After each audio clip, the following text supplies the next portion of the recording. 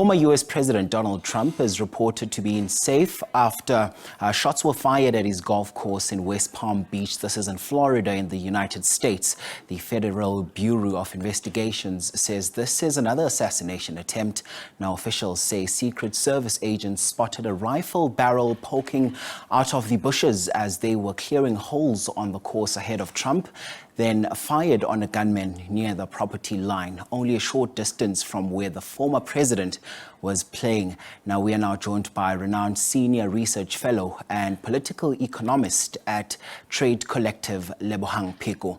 Ms. Pheko, thank you so much for your time and joining us in conversation and trying to make sense of the story at this point in time. So what do these attempts suggest about the current political climate in the U.S.?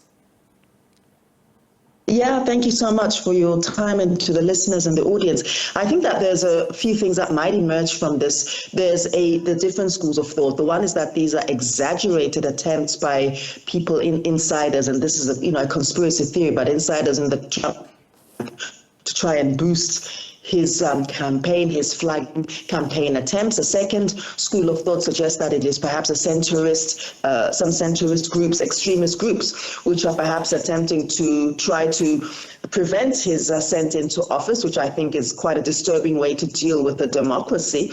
And I think the third is that just really there is a general backlash and real attempt to begin to inscript some very extreme politics. And I think that final scenario is possibly the most scenario. And this is, of course, not about agreeing or this. I think his views quite distasteful, and his racially charged debate with Kamala Harris extremely unfortunate and reprehensible in many respects, as well as much of his personal past. But however, I think that in terms of the way that politics are and the contradictions are managed, particularly in a country that purports to be extremely democratic and that purports to be the bastion of freedom of speech and so forth, it just seems incredibly very chilling and a very, very unfortunate climate for these elections to be conducted. And actually, that leads me straight to my second question now, because I'm also keen, on just getting a sense of what you think about looking at what happened a few months ago on the very first assassination attempt. Would you say that something is fundamentally wrong that needs special attention, particularly when we look at law enforcement and the protection of the Republican candidate?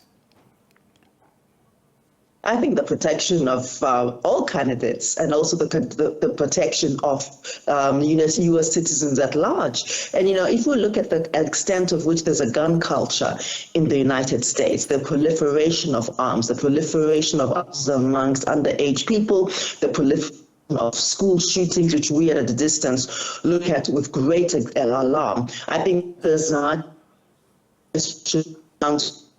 organization of everyday life in the United States. There's a militarization of everyday life, and that this clearly seems to be spilling over into these elections. I don't think that we should segregate President Trump or former President Trump per se, but I think we should also view it as a commentary on the violence in U.S. society, and perhaps again the need to begin for them to rethink and to